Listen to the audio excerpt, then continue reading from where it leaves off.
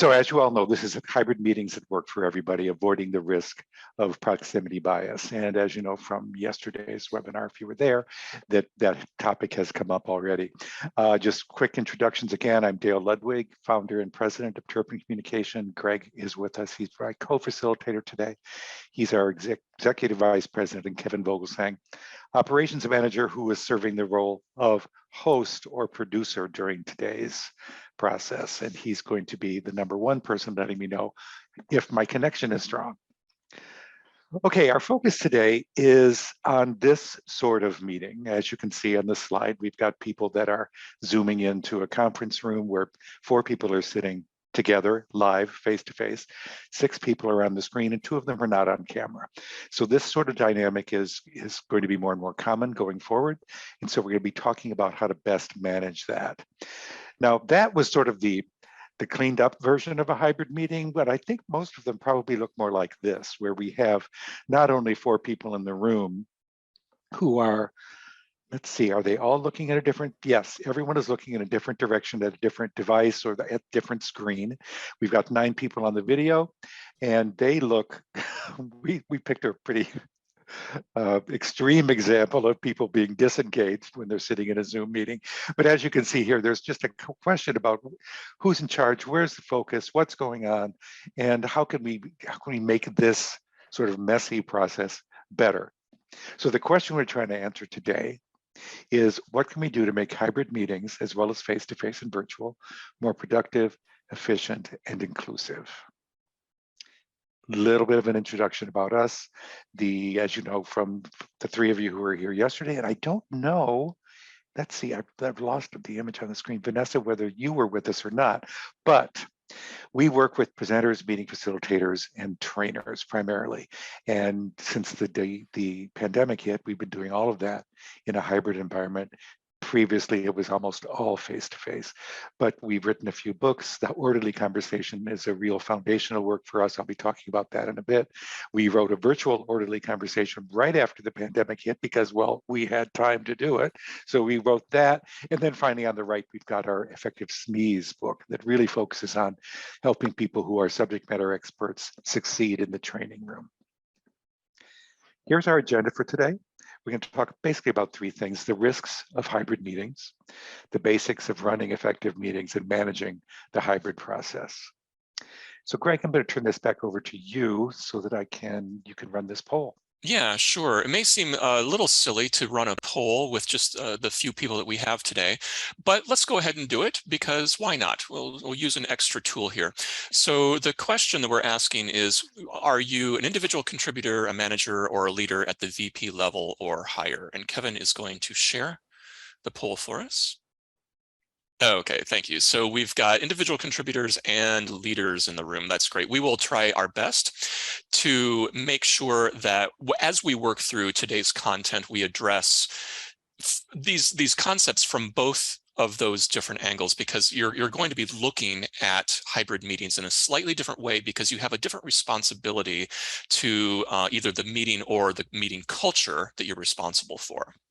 So one of the things we want to hit home today is that everyone needs to be intentional about your career development. I think a lot of entry-level employees think that it's their manager's job to help them with that, but it's not. It's your responsibility to be intentional about how you want your career to develop. So that means you need to participate fully in meetings, regardless of situation, hybrid, virtual, face-to-face, and be seen. And what I mean by be seen is be on video. It's very, very important that you not hide, because it's very difficult to grow a career when the people that have the ability to promote you don't see you very often, right? So being on video is really important. And we will talk about ways to become more comfortable on video. But now, managers and leaders, your responsibility is to work to develop your team and be intentional and inclusive as you do that. So a little bit of housekeeping. We do encourage interaction. So feel free to interrupt. Just take yourself off mute. That is absolutely encouraged. You can also drop questions or comments into chat. You can raise a virtual hand or your real hand. Kevin will be monitoring that for us. And he's going to make sure that we have a favorable video and audio experience as we move forward today. I've already mentioned this, but cameras on if you can, because if you choose not to be on video, when you are in a regular business meeting, it's as if you are standing in the corner of the room with your back to everyone else. You would never do that. So you might as well not do that in the virtual setting as well.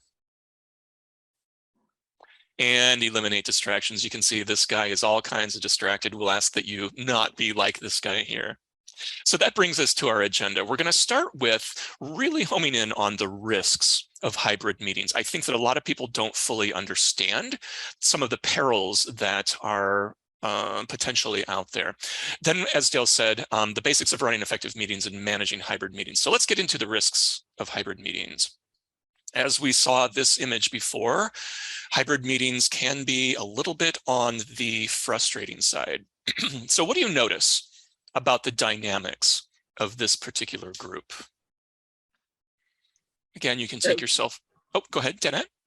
Everyone seems to be into their own little world. Nobody's paying attention to anybody else in the meeting. Yeah. Yeah.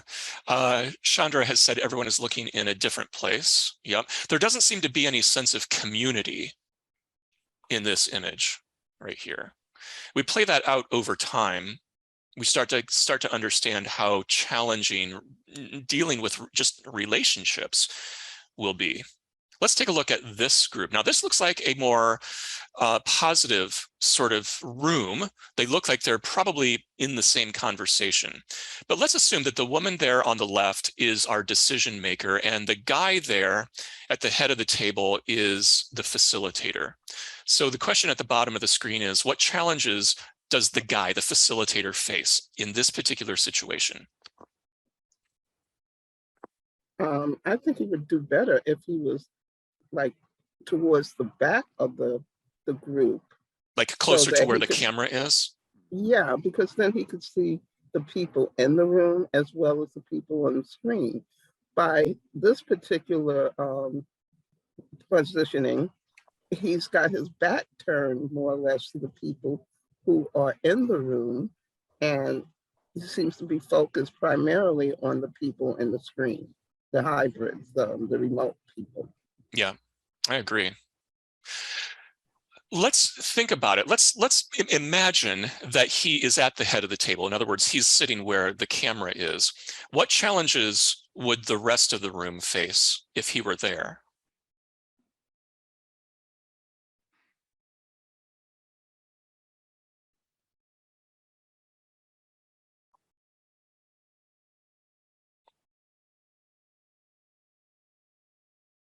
Who would he be talking to? That's a good question. Let's say that he's talking to the entire group.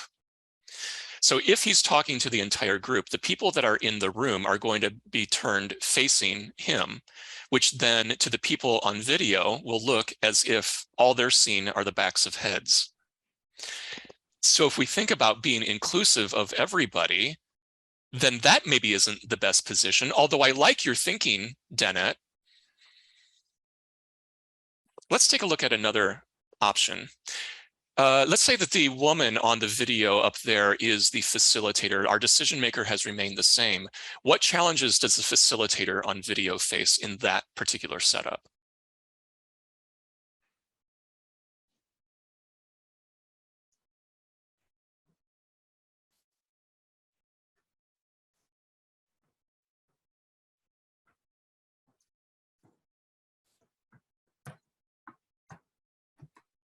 Anybody have any ideas?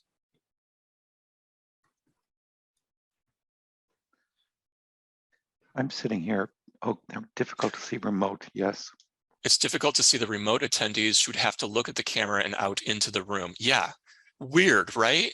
Very, very odd. Dale and I were in a hybrid meeting last week with a client. So Dale and I were in the same room. We were actually on site with this client, but this particular person that we were meeting with was at another remote location. So he was dialed in and we had a really big screen on the wall. Dale and I were on either side of the table and we couldn't figure out where the camera was. It took us a while to figure out that there was a camera at the top of each corner, but only the one on the right-hand side was working.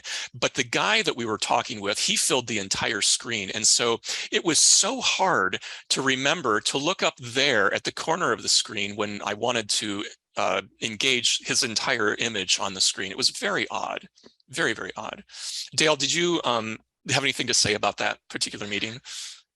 About that one, it was awkward. And I was trying to figure out as the meeting was going forward where his camera was, because it seemed to me that he was looking straight into the camera and he looked, like he was a newscaster, that the camera was behind whatever the screen was that he was looking at. It was a strange, good setup for him. I know that we were probably looking off. I know I did a terrible job with the camera because I couldn't quite figure it out during that meeting. Yeah, and we didn't have any prep time to understand what the room was like, because we were guests in that room. And this one, but going back to this photo here, I assume that the facilitator is looking at the single camera in this room, so she can see the people that are virtual better than she can the people in this room, better than she can the decision maker. Is that what your assumption is too? Yeah. I mean, we have to make the assumption that the camera in the room is probably, I don't know where, maybe in the corners, the top corners of that video screen. I assumed it was at the top of the video, like a laptop screen. But I don't know. Yeah, it's hard to say. But what we want you to take away from this is that we have to be really thoughtful about how we engage the entire group, because it is not intuitive at all, regardless of where you are sitting. And so let's talk about nurturing work relationships. Back in the day, we didn't even think about nurturing relationships because it just happened quite naturally, right? Maybe it was in a meeting or in the hallway or at the break room or at the bar after hours. It just happened. And then remote happened. And I think we can all agree that working remotely can lead to isolation and separation. And then we come into this hybrid, and I think that isolation and separation can be even worse in a hybrid situation because you feel left out. You can see other people enjoying themselves in the main face-to-face room, but if you're remote and they're ignoring you, you can start to sense how that is going to chip away at your morale over time, right? So the people in the room have to work much harder to try to keep these people virtually engaged. So we have to work harder, or maybe it's not harder, maybe it's just differently in a hybrid work environment to maintain relationships and make people feel included. So some unintended missteps and slights that we have seen in the last, so many months. There's a failure to notice when someone wants to speak. So if you are in the in-person room, you may fail to understand that there are people that are virtual that have something to say. Their raised hand might not be acknowledged, a verbal interruption not heard, and then of course there's that awkward thing with people talking over each other.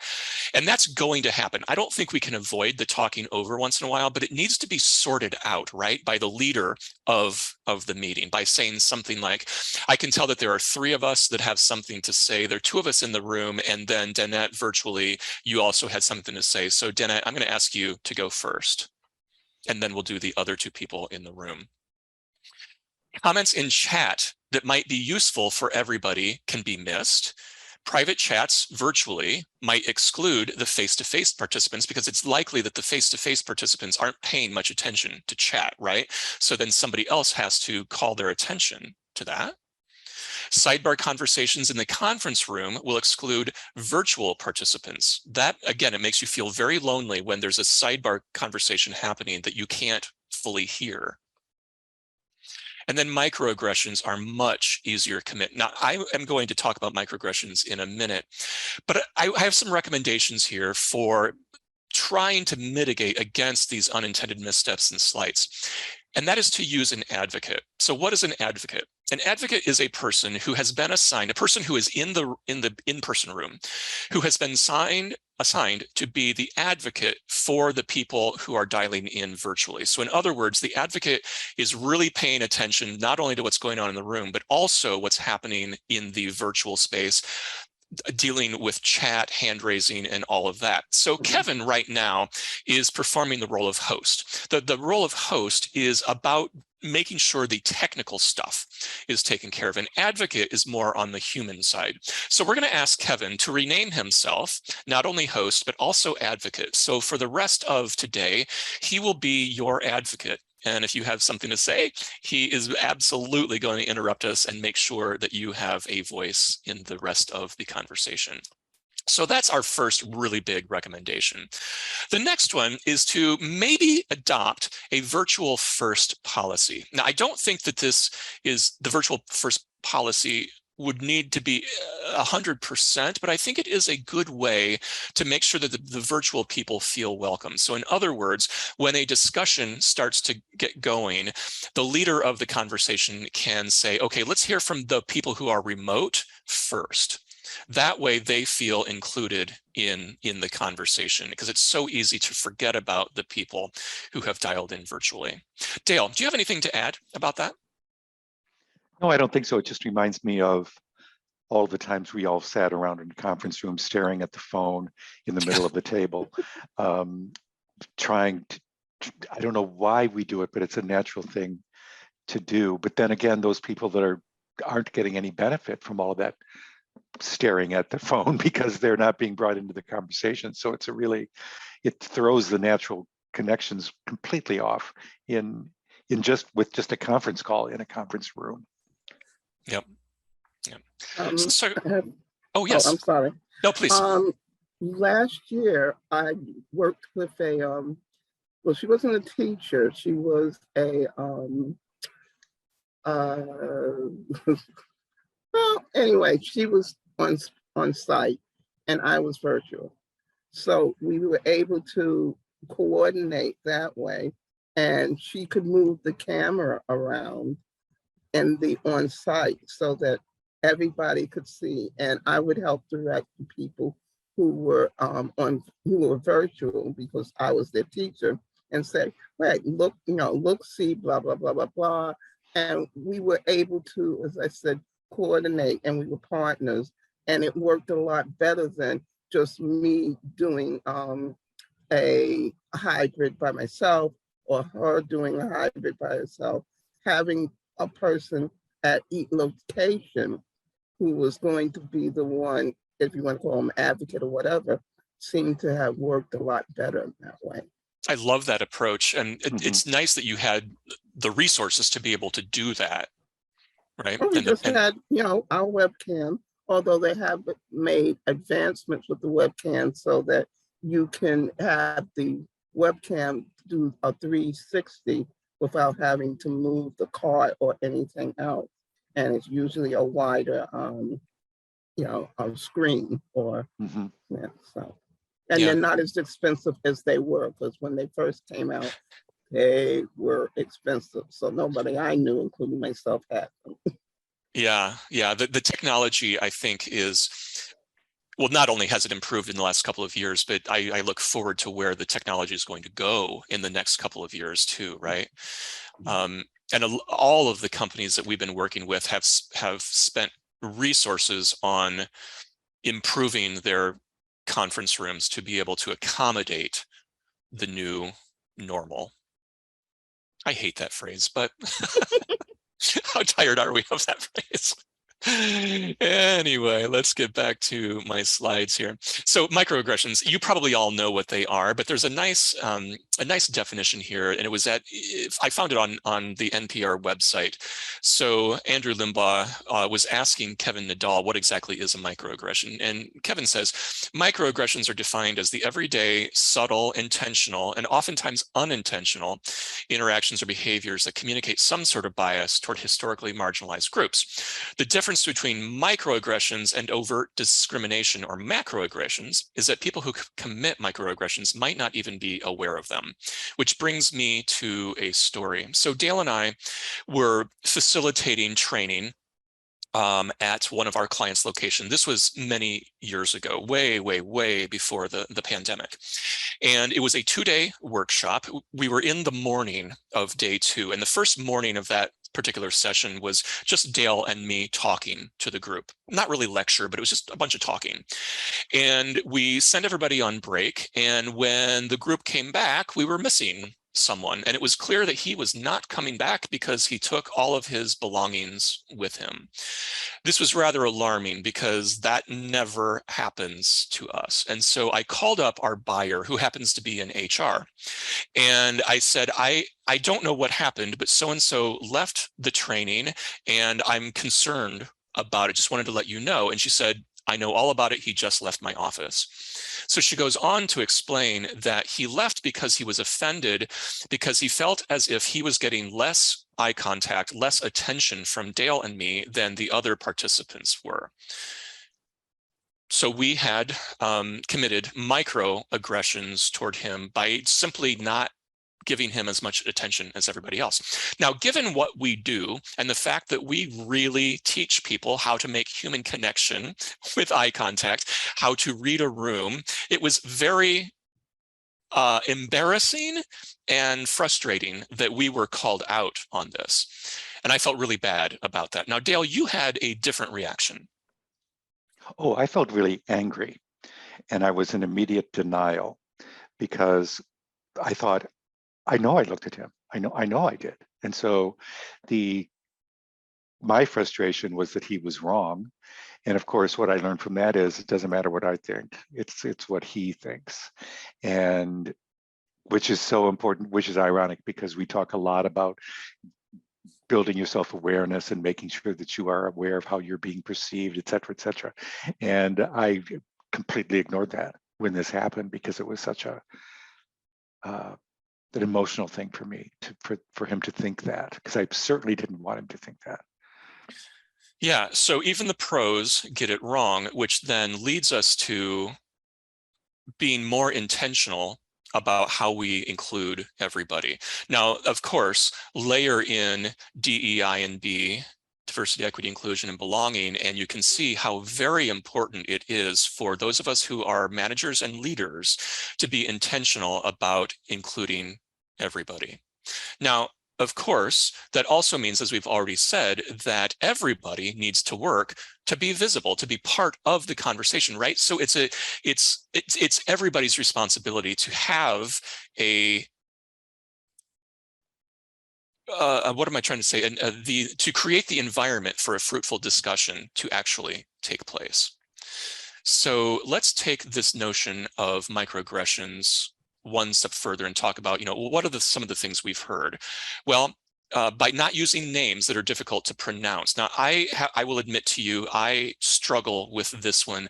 We do a lot of work globally, and sometimes names are just very difficult to pronounce, but we have to put the energy into trying. Directing focus to people with the most power can make others feel left out. Calling on the white guy instead of the woman of color. We see this all the time, and I'm sure you have experienced that in situations as well. And then, of course, you might find yourself interacting with people only on one platform. In other words, focusing, if you're in the room, focusing only on those people, or virtually only on the virtual side. And of course, as we've already said, not delivering equal eye contact to everyone. So I'm curious, what other microaggressions have any of you experienced? Either you've been accused of it, you've experienced it, or you've seen it happen to someone else.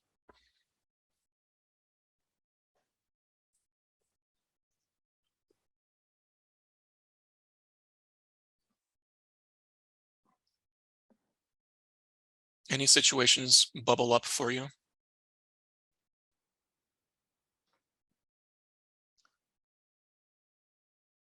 Well, I'm actually glad that you haven't experienced the microaggressions. That makes me feel very good. Now, let's talk about proximity bias. Now, if you haven't heard of this term, you're probably not alone. I think that this is a term that it's been out in the management world for a while, but I don't think it's everybody knows. Oh, wait, Danette said in chat, in the classroom, many people only pay attention to the teacher. Yep.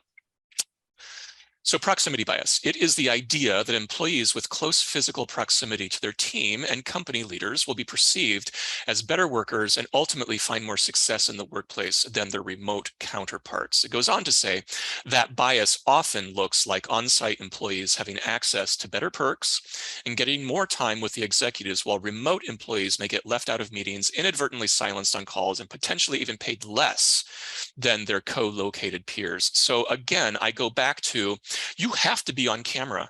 I'm sorry, but in a business setting, if the expectation is that cameras are on, your camera needs to be on, because it's your job to be visible so that people don't commit proximity bias against you, right? So if you're a leader, you have to be careful of proximity bias, but if you are an individual contributor, you have to make sure that you're not making it easy for people to commit proximity bias. Now, we have been talking about hybrid for quite some time. Dale and I write a lot of articles. Actually, some of our colleagues do as well.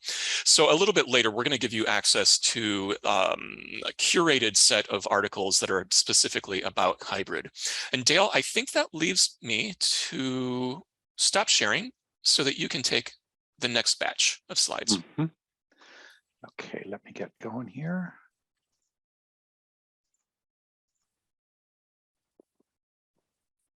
Okay. Did I succeed? You did. Okay, second agenda point, the basics of running an effective meeting. So this is going to be, again, a little bit fundamental, but also a little bit about the fundamentals of hybrid. So when we look at this continuum, this might be familiar to some of you. We have business communication existing really in 4 categories, from the most informal conversation to the most formal speeches over there on the right. And our work, as we've already said, focuses on meetings and presentations. And that work is complicated because it involves characteristics of both the conversation and the very formal speech. And when we get into hybrid, meetings get even more complicated because you have challenges on both the spontaneity and the preparation side to try to keep everything managed and focused as you move forward. So the thing to remember, and the theme for this bit of the webinar, is that success occurs by way of the conversation. The notion that you can just get in, first of all, if you're only at a meeting to deliver information with no interaction, don't have the meeting. Send them an email. It's, that's so common. It's become a meme on a coffee cup. What is it? I just survived another meeting that should have been an email or something like that. Anyway, we've all been in that situation. And what we have to accept is that when we are taking the time and making the effort to bring people together, especially hybrid, because it's such a challenge for everyone, we have to be focused on how the conversation moves forward and guarding it and protecting it so that it happens comfortably for everybody. Now, this goes to the idea of the orderly conversation, which is the title of the book that I talked about earlier. Every meeting is orderly and every meeting needs to be a conversation, and the arrow between the two indicates that there's a natural tension between the two things, made even more complicated with hybrid environments. So what meeting participants need from facilitators? What's the deal? What do you need to focus on? When we look at the orderly and the conversation, on the left-hand side, we can see that they need purpose and structure. They need context and relevance. They need to know why they're in the room. They need to know what's happening. On the other side of the conversation, they also need efficiency and ease of participation, a sense of efficiency. They need to feel that this is a good use of my time, not when are we finished? What's the end game here with this meeting? They need a sense of belonging, being seen and respected, and they need a sense of comfort and safety. And those things are challenging enough given the dynamics of many work environments, but they become, when you add hybrid to it or virtual to it, it just becomes more complicated. And we need to be aware of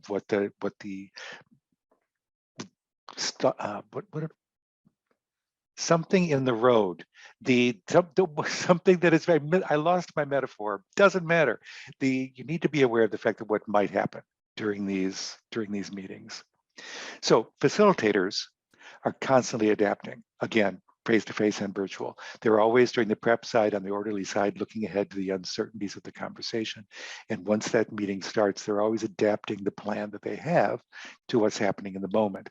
So it's not like a facilitator just hits go and the meeting starts and everyone, wraps up at the appropriate time with decisions made. That's not it. You are in charge of this process, and it's a kind of complicated one. And it's your responsibility to make sure everyone is feeling good about it as it moves forward. So facilitators on the left engage the group. They create and maintain the conditions for a fruitful discussion. That's their responsibility.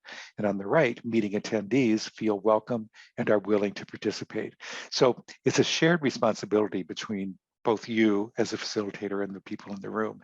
And I always think of it as they are helping you do your job. Those people in that meeting, your job is to get them to do what you need them to do and to make them willing to do it. So it's not like you walk in the door, they're sitting at the tables, or they're sitting on the screen at home in their offices. And they suddenly, by virtue of the fact that the meeting is called to order, immediately participate and it's productive. That's not how it works. You need to make sure that you are bringing them into that conversation. It's your responsibility as well as theirs to make sure that you succeed. And it's very different. I'll throw this out too, just for, we've been talking about teaching and in an academic setting, and Danette's been bringing that up. And it's when I was teaching, both I've taught college level, high school level. In both those situations, my assumption was they're here to learn from me, and if they don't, they get a lower grade. And that's not the way it is in business and our work environments. It's our responsibility to make sure everybody wants to do what we want them to do, and there is no grade. So it's a very different sort of process, and the power dynamics are very different. So when all this works well, the goal is achieved. The meeting goes forward appropriately, efficiently, and whatever needs to happen happens. In order for that to happen, though, the facilitator needs to prepare in advance. There needs to be some work done prior. So what do meeting participants need from facilitators? Purpose and structure, context and relevance, efficiency, belonging, and safety. Let's focus on the left-hand side first. You want to answer these two questions at the beginning of the meeting. What are we doing? Why are we doing it? That seems obvious, but you still need to do it, because when you think about people arriving at a meeting and settling in or turning on their cameras and making sure they have their coffee or whatever they're doing, they are not yet ready for the meeting to proceed. And by telling them at the beginning, establishing this sort of context, what are we doing and why, helps bring them into the process. And it's your responsibility as a facilitator to do that. So you want to make sure that you set the goal, get them to buy, agree, align, learn. Those may be the goals you have for your meeting, and you create a frame to make that easier, to make their participation, to make them reaching the goal that you want them to reach an easier process for them. And when we talk about framing an orderly conversation, this is the image that we use. It's a picture frame with the body, which is the body of the meeting. The work that gets done at the meeting is framed by an introduction and a conclusion. So Greg, I believe, is going to take over and talk about how the frame answers these two questions. What are we doing? Why are we doing it? So I'm going to stop sharing, Greg. All right, I will go ahead and share my screen. There we go. And we are going to introduce you to a tool that we call the Meeting Planner. It is a multi-page tool that you'll have access to. It's actually a Word document that has been locked. So what that means is, I'm sure you've experienced, it doesn't allow you to, it allows you to make changes, but you have to save as. So it will always retain its integrity, which means you can use this tool over and over and over. What it does is it helps you get your head in the game, analyze attendees, frame the conversation, and then during the meeting, you can actually use it as a note-taking device. It will help you manage the give and take, and then it will also prompt you for the follow-up. Because I don't know about you, but a lot of times meetings just sort of, regardless of what type of meeting it is, they just sort of fizzle out because we reach the bottom of the hour or whatever the end of the meeting time was, and we don't really know who's doing what are the final decisions that are made. So this tool helps you avoid that. And as the lower right-hand corner of my slide shows, it's going to be available as a download. So I just want to call your attention to two of the pages in the document. Goal setting and attendee analysis. I think so often we go into meetings not fully understanding why we've pulled this particular group of people together on this particular point in time, and further, what is the goal that we're trying to accomplish. I was talking to a client yesterday, and he said, I've got these people who are doing all kinds of meetings, but they go in assuming that a brainstorming meeting is going to be conducted in the same way that a project status update would be. And he said, those two are very different types of meetings and requires a different mindset, a different set of tools. Maybe one uses PowerPoint, maybe brainstorming uses just, whiteboards. And he said, my teams, they just don't understand this. So we're putting together a training program to help them get through that. But anyway, this tool, in the goal setting stage, it says, at the end of the meeting, I want attendees to do, think, or feel what? Do, think, or feel what? You want them to make a decision, gain alignment, feel good about the decision that was made. Let's get really clear about that. And then we want to think about who are these attendees. What's their level of understanding? Do they have any misconceptions or concerns? Are there hot button issues that need to be addressed? Is there anyone who will need extra encouragement to participate? Are there relationship dynamics to consider? All of those things are super important to think about in advance. And then once we layer in the hybrid piece, where's the location? And if it's hybrid, what are the situational dynamics that need to be considered?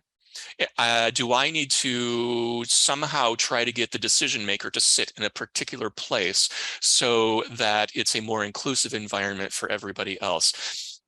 We never used to think about position in the room unless you were thinking of your own position, but now we have to think about others as well. So that's the audience analysis piece, and that leads us to the framing strategy that Dale had talked about. Here you can see it looks like 4 sticky notes, and we do recommend using sticky notes actually because they're very small, and it discourages writing out long sentences. But anyway, there's the current situation. In other words, why is this meeting being held? The goal, what are you trying to accomplish? The agenda items, and the agenda is simply a list of things you're going to talk about. And then finally, the benefits. What's in it for them? So let me give you an example. For those of you who were with us yesterday in yesterday's webinar, this is going to look awfully familiar. So let's say that this is a staff meeting and we have just moved into the hybrid environment, but we still have to keep the staff meetings going, even though there's just chaos everywhere. So I might lead the staff meeting by saying, hey, everybody, thanks for joining me for the staff meeting. As we all know, we're moving into this hybrid work environment and there is a lot going on, but we still need to keep everybody on the same page. So our agenda is going to be a little different than it has been in the past. First of all, I will talk about the process that I would like for us to have in the hybrid environment moving forward. We're going to talk about how are we going to use chat, and then I'm going to introduce you to a concept of an advocate. Then we're going to do an update from everybody. And I'd like for us to adopt a virtual first policy where people who are virtual will give their update first, and then we'll move to the people in the room that I'm in. And finally, I will roll out the approved hybrid work policy from leadership. The reason we're doing this is that we still have to keep the momentum going, even though there's a lot going on. So with that framing strategy, we answered the question, what are we doing and why are we doing it? Pretty simple stuff. Now, let's say that we all are working on the same project and we need to do a project update. I might frame up this meeting by saying, hey, everybody, thanks for joining me. It's been a couple of weeks since we've done a project update. And during that time, we've moved to a hybrid work environment. And we all know that we have been experiencing some scope creep with all of those new requests that have been coming in. So my goal for today's meeting is for all of us to regain our footing and get on the same page, because we have got to get this project back on track. So there are 3 agenda items. First, we'll do the project status round robin as we always do. We'll start with virtual first, and then we'll move into the in-person room. Then I want to roll out some budget issues that have bubbled up, and then we're going to wrestle around with all these new requests and decide what moves forward. So let's get going. Again, I was able to provide all of us with a sense of what are we doing and why are we doing it. Now, it's your turn. Drop into chat for us if you would. What sorts of meetings are you running right now?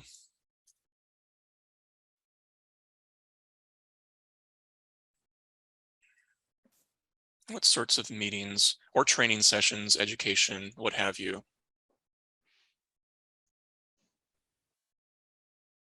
This is that really awkward silence that happens when we're facilitating virtually. You just got to get over it. Chandra says, I volunteer as a nonprofit's virtual assistant, so we have meetings with potential partners to build tiny houses. Ooh. If we have time, we can talk about an organization that we developed several years ago called Turpin Cares. It's a philanthropic arm of our company. We work with people experiencing homelessness and people who are right on the edge. We try to keep them in their housing. And then, of course, when the pandemic hit, we went into high gear. Eric says, we're training our manager community on how to make hybrid work. Well, that's timely. That is definitely timely. Annette says, I'm currently on hiatus. Well, good for you as I shift careers. But in the most recent past, I ran a book club with a social worker for the Adult Learning Center. Ooh, that's fun. Yeah.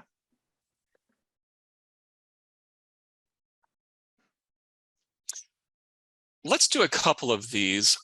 Chandra, let's start with you, shall we?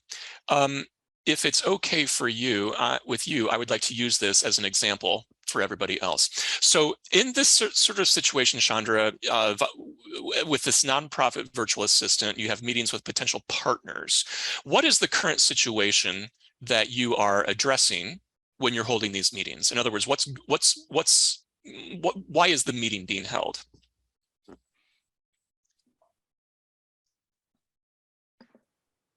So I just took myself off mute. That's a lot to type in there. So, okay, so the purpose of the meeting, or because I'm just thinking off the top of my head, I wear so many hats. But this latest one is, yeah, those next steps just never happened. Okay, well, let's remember that image of the frame where it says the introduction, body, and conclusion. It might be, I don't know, I wasn't there, but it might be that it was unclear what those next steps were because the closing of the frame didn't happen. So let me frame up this conversation and see if this is something that you can use with your next meeting. Well, thank you everybody so much for joining me. As you know, we hold monthly meetings with different partners around the community, and because we have a lot of initiatives to help connect different portions of our community. And the other thing is that we all know that students need work. They need something to do. So our goal here for tonight is to show you how you can get involved to help improve community involvement. So I'm going to give you an overview of our program, and then I'll pass out some flyers and help you understand how to get these students to sign up. And then we'll round it out with some next steps because we need your help in order to make this happen. The reason we're all working together on this is because we all agree that a strong community is a really important thing for us. So what do you think? Thumbs up. Okay, so the reason I can do that is because I don't know any of that other stuff that's rolling around in your brain, right? I can keep it high level, and that's the point I want to make with all of you, is that when you frame up a meeting, you keep it very high level, stay out of the details. That way you get everybody on the same page, and they're more likely to not only participate, but also have a little bit of skin in the game, if you will. So Kevin's going to take a screen grab of this and drop it into chat so you can steal it, Chandra, for your next meeting. Of course, improve upon it, but you can use that as a baseline. And I think I have enough time to do another one. So Eric, you said that you were training your manager community on how to make hybrid work. So the current situation for you is pretty clear. We're moving into hybrid, right? Yep.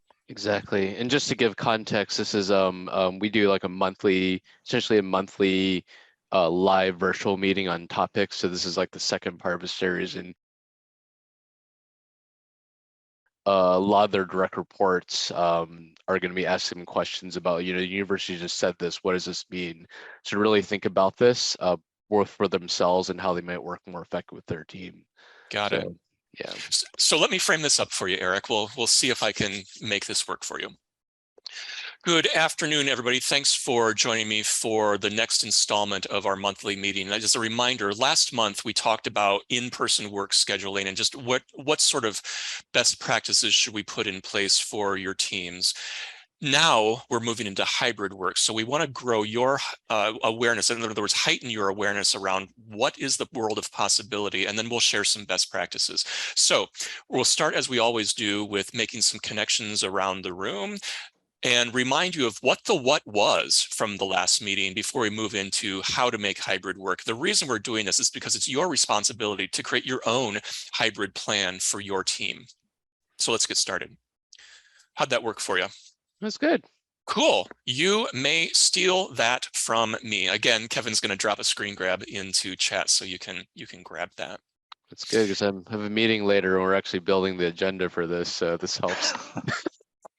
Well, you are welcome. I know. I was very selfish and also why I was attending. Well, I love it. We can what's this phrase? Kill a few birds with a single stone. You can learn something and you can put it into practice. So Dale, I'm going to stop sharing my slides so you can take this next bit. Okay, sounds good.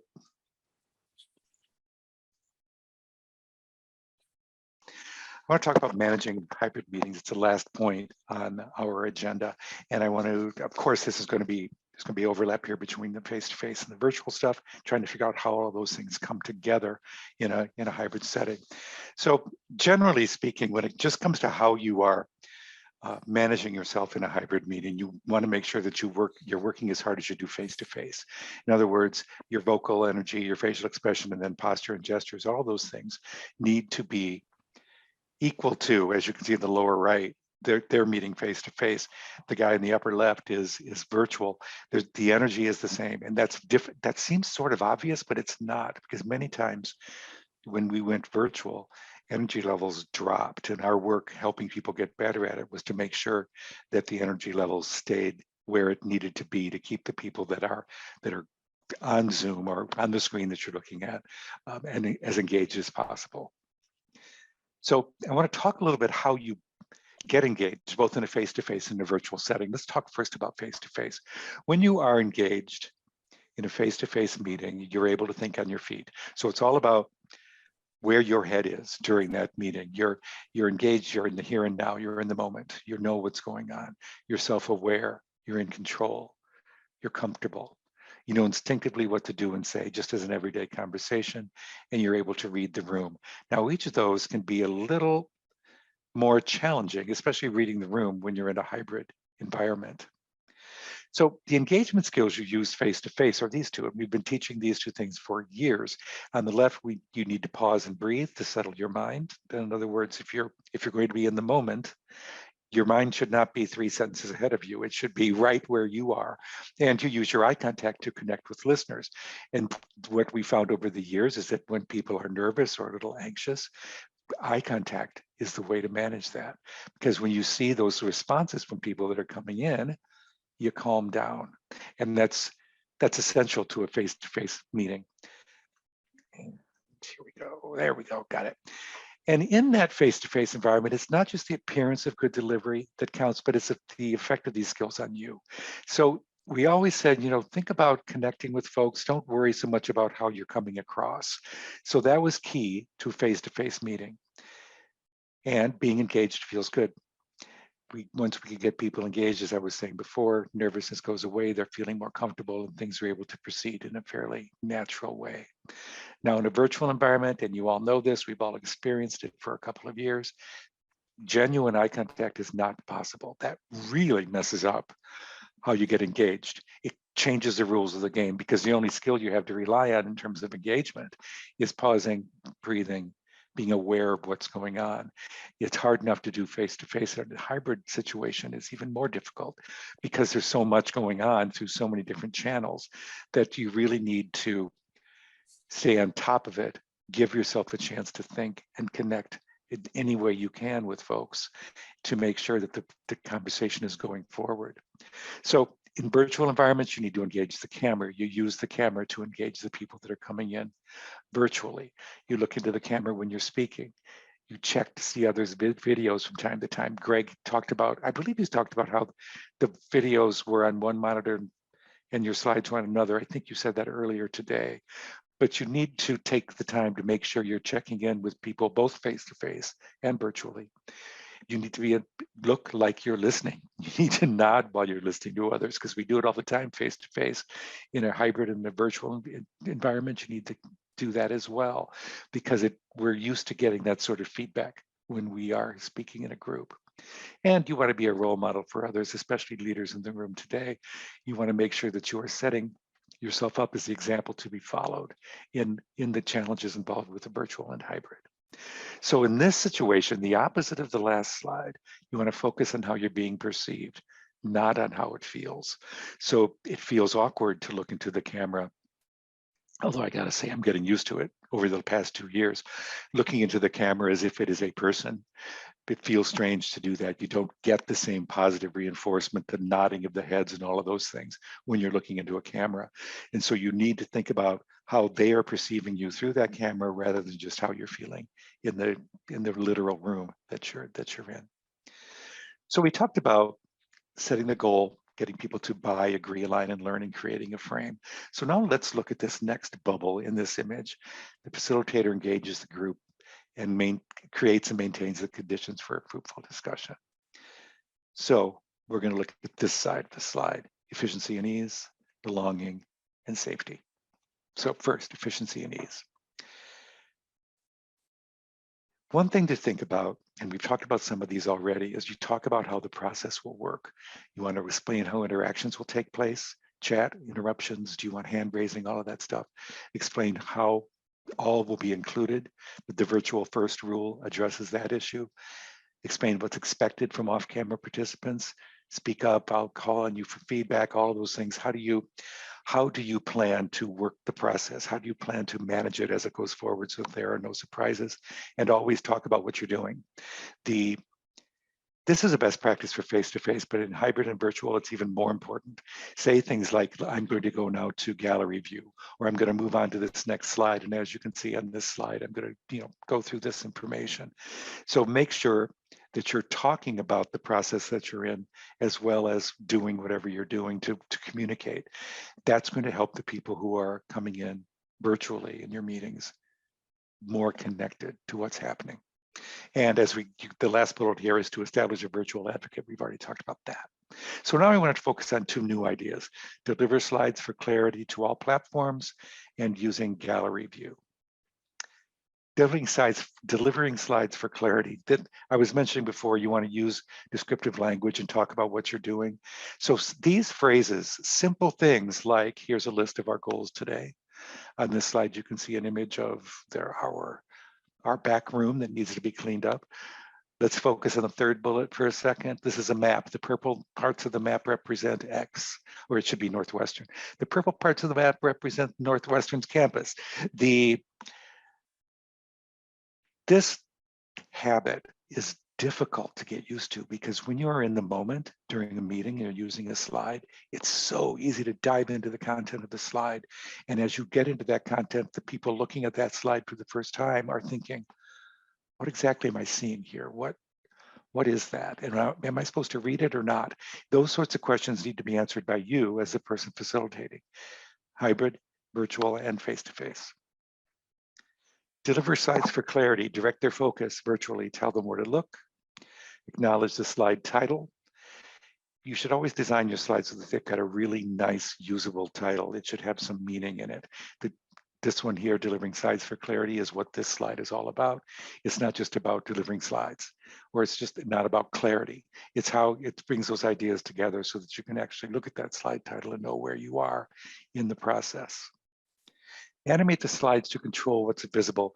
This is another difference between face-to-face, hybrid, and virtual. In face-to-face workshops, most of the time we were taking animation away, encouraging people to use less of it. In hybrid and virtual, we encourage them to use more of it because it keeps people's attention on the screen when you need it to be there. Say the same words that are on the slide. Yes, it's a best practice to read bullet points. Yes, we know that your audience or the meeting participants can read, but this, again, helps you control where they're looking, so they know precisely what you want to say about that bullet point, or know what the bullet point is, and then what you want to say about the bullet point. So it's a matter of controlling their focus. And of course, sometimes You want to go into gallery view to get rid of any other image of this slide or anything else, so that people can see the people that are coming in through Zoom or through whatever platform you use into the meeting. And we've seen images of this already today, where everything that's happening virtually is coming in and there's no slide to distract that, if that makes sense. And Greg, I believe this goes to you now, is that right? It is. If you would advance your slides so we could, oops, Oh, that's okay. I will share. I can bring it back. No worries. What I wanted to point out is that you want to be able to call on people on video. We've said this virtual first, but you really have to be on top of it to make sure that the virtual people feel included. Okay, that brings us, speaking of included, to belonging here on our little mini agenda. So when you are in the conversation, creating a sense of belonging, we've already talked about maybe adopting a virtual first policy. Here are some new ideas though. Manage eye contact across platforms. So Dale, a few moments ago, talked about the best practices for using video and trying to connect with people through video, but you also have to connect with the people who are face-to-face, and finding that happy balance is really, really hard. So again, being intentional about it. Try not to interrupt, especially for virtual connections. Interruptions are going to happen. It's sort of the nature of the beast, but you can simply apologize for the interruption and then say, please carry on. Or maybe two people virtually are trying to talk and there's someone in the room trying to talk. As I think I said earlier, get in front of that and clean it up by saying, there are three people that want to talk. I'm going to go to the two people virtually first. Danette, you first, and then Chandra, and then Dale, you can chime in. People really appreciate actually that you take control of that, and be hyper aware of everyone's need for relevance and context, hence the framing strategy that we talked through earlier. And then of course, listen well and make sure that all points of view are valued. It's so important to do that, and yet so difficult to make sure that people do feel valued. There's a video, I don't know if you're familiar with Simon Sinek, but he is a terrific individual in the leadership development field. We hang a lot of our work on some of the stuff that he talks about. But he says that there's an art to listening, and you know when you've achieved it because the other person feels heard. So creating a safe space, turning judgment into curiosity. This one is hard for me. I tend to be a fairly judgmental person, and so I'll just lay that out there. But trying to turn that into curiosity is something that he talks about. And then he talks about a friend of his, Dia Khan. He has a story about her that is very, very difficult to listen to, but very sweet at the end. She talks about emptying the bucket, saying phrases like, go on, tell me more, what else, even during those really challenging discussions where you are being attacked. And she was being attacked in this one particular story that is being told in this video. So a little bit later, we're going to give you access to all the resources that we've introduced you to today. A link to the YouTube video of this will be included, which brings us to safety and comfort. We've talked about almost all of this already, but I want to just shine a light on it. That participants need to feel comfortable, accepted, and free to be authentic. When they do that, they are more likely to participate fully. So that means showing patience with people and technology. The last 2 days, Dale has had a very challenging 30 minutes prior to our webinars, and then all of a sudden it goes away. But I was trying to get myself prepared to deliver this entire webinar on my own a little bit ago. And there's nothing Dale can do about his connection, right? It's just like you have to have each other's back. Demonstrate curiosity for all perspective, regardless of role or relationship. Demonstrate empathy, accept the at-home distractions. I have a cat right here, and she was pawing at me earlier. I don't know if you saw me reach down there, but finally she's settled down. But we all have those distractions. Four-legged coworkers, two-legged children, coworkers, the mailman, the lawn service, all sorts of things are distractions, but we just have to accept them. Now, if you are in a situation where you simply do not want to invite people into your home, virtual backgrounds can actually be an equalizer. Dale and I were working with This was right after the pandemic hit. And this poor woman, the only location she had to be in was her bathroom.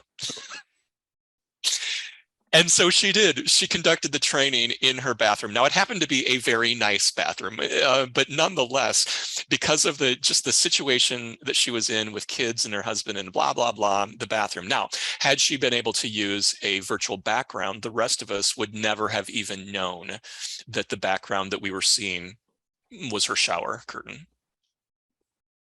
So, we have done our jobs. We have created the conditions for a fruitful discussion to take place. So the meeting attendees feel welcome. They're willing to participate. In other words, they feel that everything is relevant. They're comfortable. They understand what's happening. They understand that this meeting is worth my time. I feel included. Therefore, I will participate fully, which means when all goes well, the goal is achieved for the meeting. So good for us. We have gotten them to buy, agree, align, or learn.